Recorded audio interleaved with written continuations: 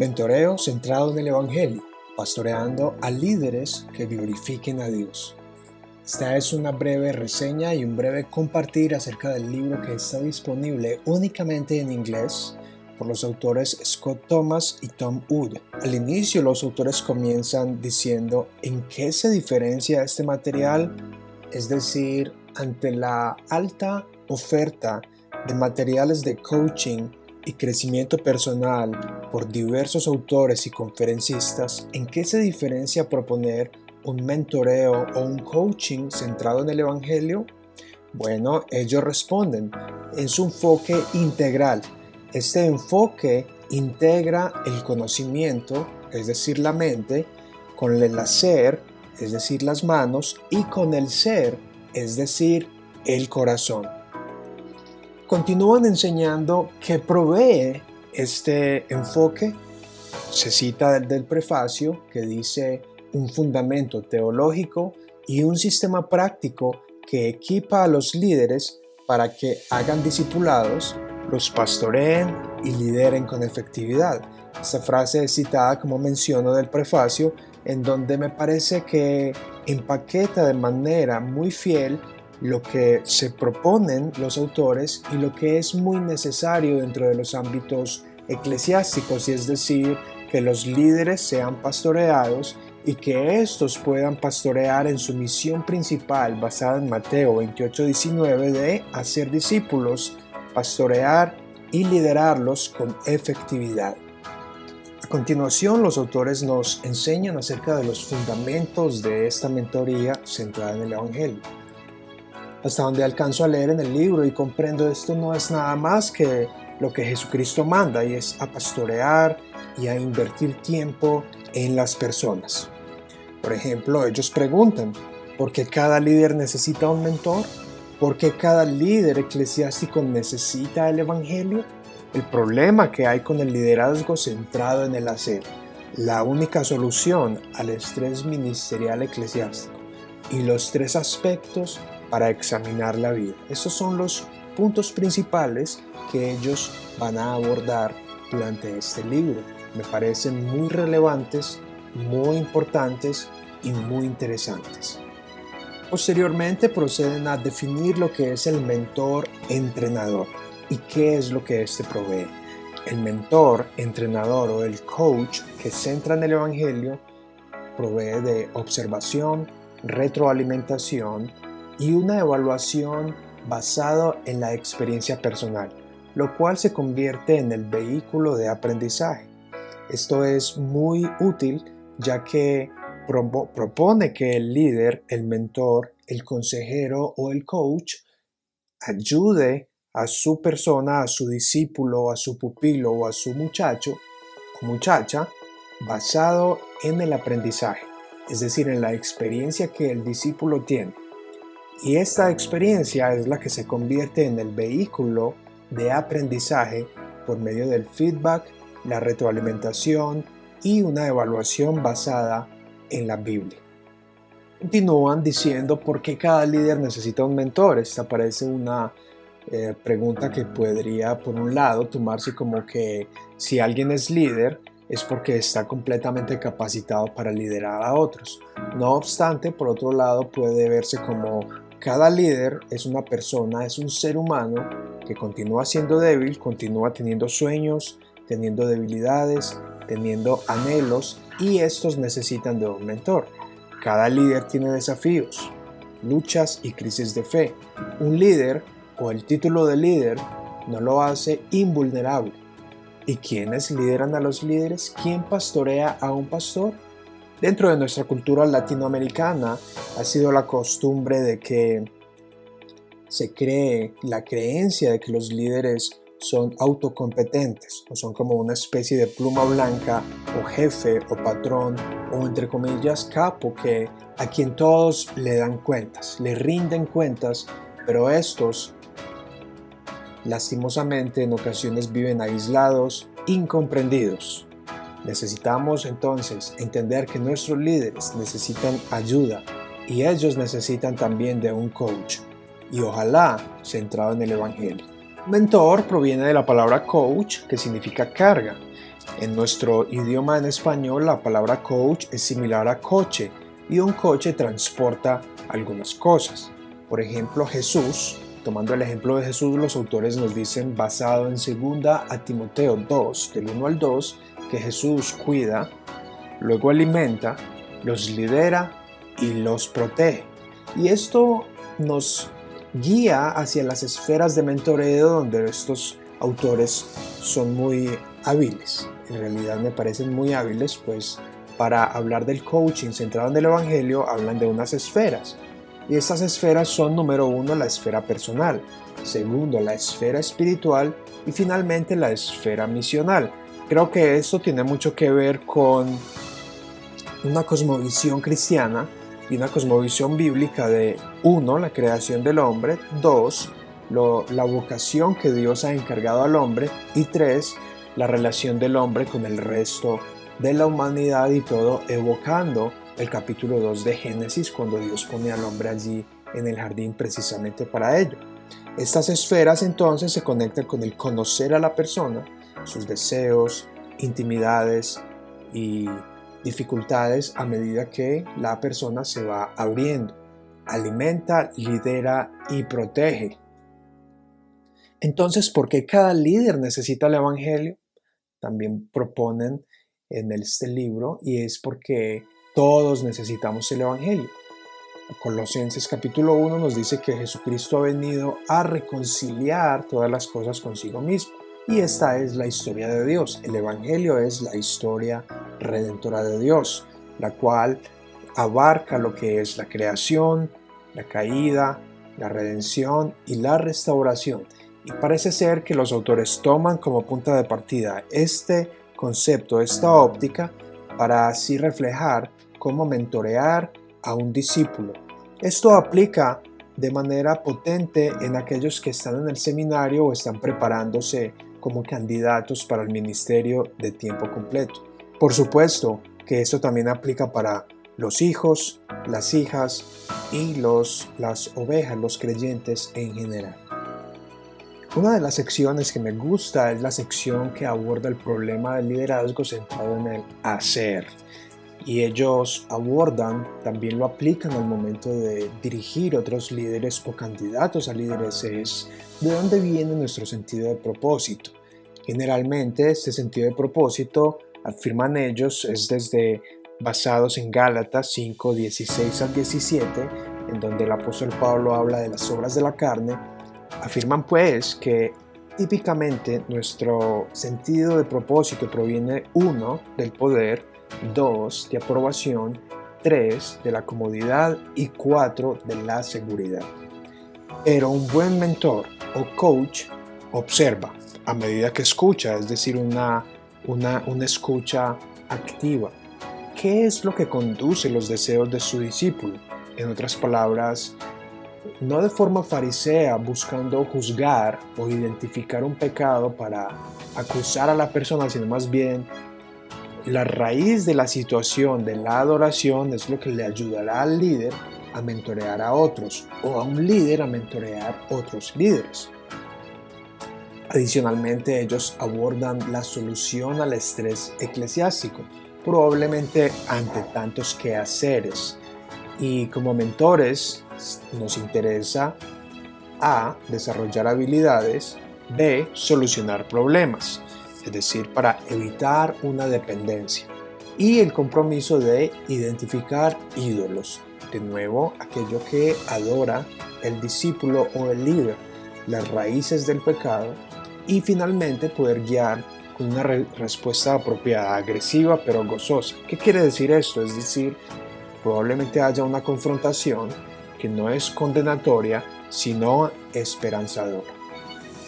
El teólogo J.I. Packer afirma: estar bien con Dios como juez es algo grandioso, pero ser amado y cuidado por el Dios y Padre es algo más grandioso.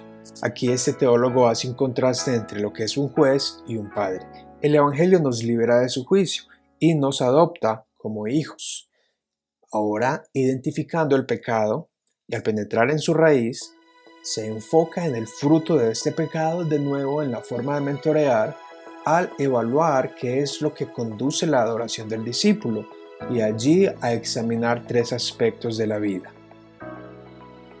Una de las ventajas de esta filosofía de liderazgo es que uno no solo promueve un sueño o una meta utópica alta para que alguien la logre, tampoco se enfoca en sus emociones y en la habilidad inherente, innata del líder de alcanzar sus sueños y obrar por ellos. De nuevo, esta evita el enfoque y el servicio enfocado en el hacer para voltearse al ser e involucrar tanto la mente, el corazón y las acciones de forma integral. Una de las ventajas de eso que veo, y creo que lo recomiendo si puedes leer en inglés, conseguir este libro, pues este promueve la iglesia local como el centro del ministerio. Evita que el ministerio funcione por fuera de la jurisdicción y de los confines de la iglesia local. 2. El crecimiento ministerial jamás es un indicador de la salud espiritual y emocional, es decir, que es muy sensato y reconoce que los números y el éxito no es equivalente al éxito espiritual y fortaleza emocional del líder, y que un mentor posee un interés por la persona, es decir, le interesa su alma, imparte verdad, quiere que aprenda por sí mismo y no que dependa de él, como si fuera la única fuente de sabiduría, y también provee de consejos experienciales. De nuevo, aquí se ve la integración como ser humano de la cabeza, que haya un entendimiento del porqué de las cosas por medio de la verdad, luego unas emociones adecuadas y algunas directrices para actuar. Me encanta cuando ellos afirman, en lugar de invertir en un nuevo programa, nos iría mejor invirtiendo en los líderes. Esto me recuerda el libro Cuando ayudar hace daño de Stephen Corbett, donde exactamente dicen lo mismo, y creo que, si no me equivoco, ellos lo están citando dentro de este libro. Es porque típicamente muchos ministerios buscan construir edificios, construir programas, recolectar mucho dinero y donaciones, pero si una persona no hace las cosas como ellos quieren o dicen, simplemente lo despiden como alguien que es dispensable. Pero aquí, invertir en una persona cuesta más. Esto lo argumentan por medio de que Jesús preparó a 12 discípulos, no con conferencias, sino con un proceso de vida de 3 años, lidiando con su carácter, habilidad vocacional y alineación espiritual continua. En otras palabras, el coach centrado en el evangelio toma tiempo, invertir en alguien toma tiempo, y invertir en alguien no garantiza que esto va a traer una recompensa a un mediano plazo. Adicional a eso, también me recuerda el libro del pastor John MacArthur de 12 hombres comunes. Y allí el pastor MacArthur afirma que aunque Jesús andó con 12 discípulos, se enfocó principalmente en 3 de ellos, que fue Pedro, Santiago y Juan. Y esto demuestra que el mismo Jesucristo decidió enfocarse en 12, luego redujo el grupo a 4, en lugar de enfocarse en una multitud. Es imposible pastorear y mentorear a multitudes. Y la parte 3 es mentoreando como un pastor líder. La descripción bíblica de un líder es pastor, afirman ellos, citando a Hechos 20:28 y 1 de Pedro 2:25, en donde el pastor 1 alimenta, 2 atiende y cuida el rebaño. De nuevo haciendo la referencia cruzada con la obra de Jesucristo y sus discípulos. Y afirman algo que es definitivamente necesario, y es que un pastor que no pastoree es una contradicción. Debería ser obvio, pero un pastor no es un mero predicador. Un predicador que está cada 8 días en la congregación no es equivalente a un pastor, aunque un predicador puede dar palabras de pastor y puede dar enseñanzas bíblicas y altamente académicas. Si no se interesa por involucrarse en las personas, de acuerdo a estos autores, no es un pastor o es una contradicción. Afirman también que un mentor es un pastor y a la vez una oveja. El coach conoce las ovejas, las alimenta, las guía y las protege. Ahora, el libro nos habla de cualidades de la mentoría.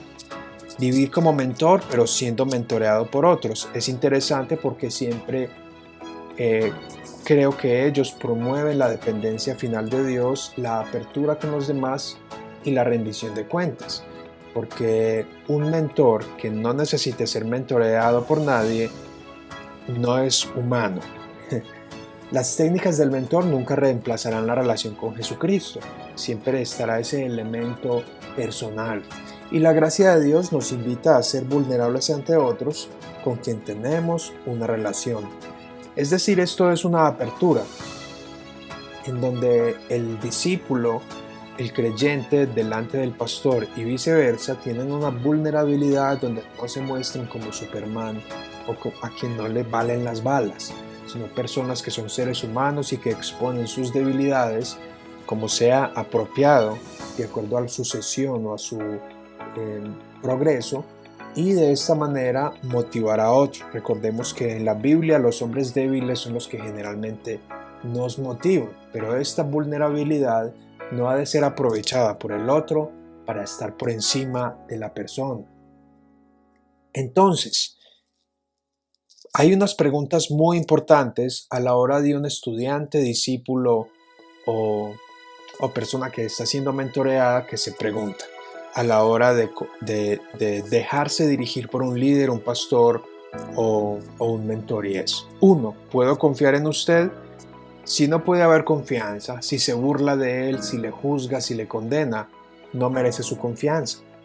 ¿Te importo? Es decir, ¿le importo yo como persona a pesar de lo que soy? ¿O le importan solo mis recursos o lo que pueda hacer por usted? En otras palabras, muchas veces un mentor o un líder lo que busca es utilizar a las personas para impulsar su propio ministerio, pero esto es manipulación. Cuando un líder se da cuenta de que le importa como en su alma, le importa en su corazón a la otra persona, entonces se dejará y permitirá que otro le mentoree. Y finalmente, puedes ayudarme. Si el coach está interesado en ayudar al discípulo, es maravilloso. No obstante, como acabo de mencionar muchas veces, los mentores o líderes eclesiásticos quieren ser ayudados para impulsar su ministerio, su visión o su organización.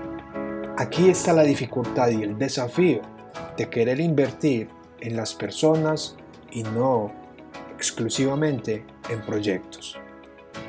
Me fascina lo que los autores dicen, que la mentoría es una conversación, no una conferencia. Es algo de doble vía, no de una sola vía.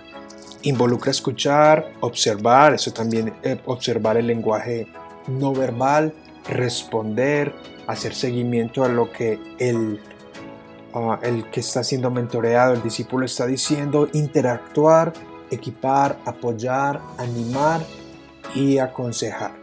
El mentor confía en el Espíritu Santo para elegir las palabras correctas y el tono de voz adecuado al momento, y depende completamente de él para tener discernimiento. Es decir, en aquel momento de la sesión del coach y el coachee o el que está siendo mentoreado, debe haber un reconocimiento de que el Espíritu Santo está allí en medio de ese ambiente para dirigir.